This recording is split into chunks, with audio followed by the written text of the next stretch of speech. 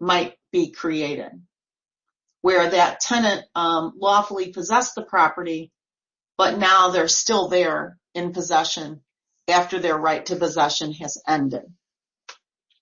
Okay, then on page 328, you can see the requirements of a valid lease. Oh, there's our requirements for a valid contract. Capacity, legality, offer and acceptance, consideration. There's one missing there, consent. Consent. Okay, so all of those have to be laid out in the lease to have a valid contract, to have a valid lease, right? So we talked a little bit about the type of rights that the landlord's transferring to the tenant, the right of use, the right of possession, the right to occupy the property. There's restrictions, though.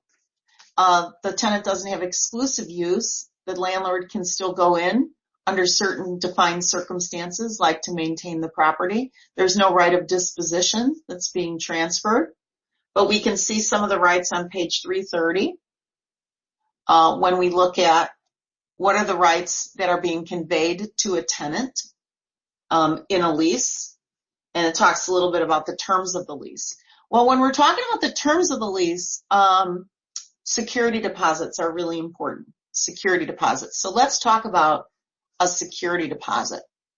Okay, so I'm going to erase this board and we're going to talk about Illinois security deposits in particular. Okay, so here we go. Let's let me put a new whiteboard up there. All right, here we go. Illinois security deposits.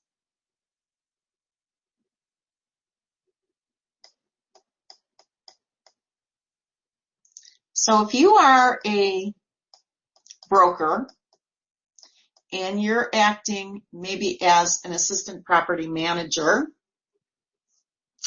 or you're working with tenants, basically, you need to know Illinois security deposit law.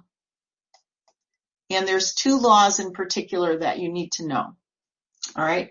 So these laws are on the bottom of page 330 and they continue to page 331.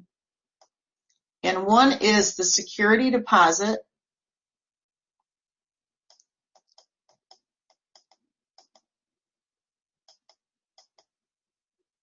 Return Act.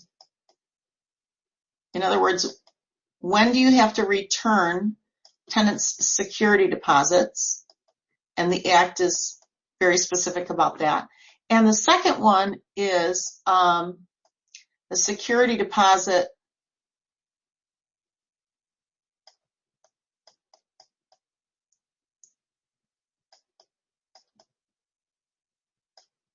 Interest Act. When do you have to pay interest on a tenant's security deposit? Again, very important to know these laws if you are in fact representing if you're representing somebody who is a landlord or a tenant. Okay, so let's look at this a little bit more specifically. All right, so first we'll start with the Return Act. Okay, so you're the property manager, you're working with the property manager, right? You have to basically figure out when you have to return your tenant's security deposit. Okay, so let's take a look at that. It says landlords, and this is on page 330. I'll just write that. I'll note that on here. Page 330. Landlords who receive security deposits on residential leases of units and properties containing 5 or more units. So this applies to 5 or more units. So would this law apply to a 2-flat? Would this law apply to a 2-flat? Nope, it's got to be 5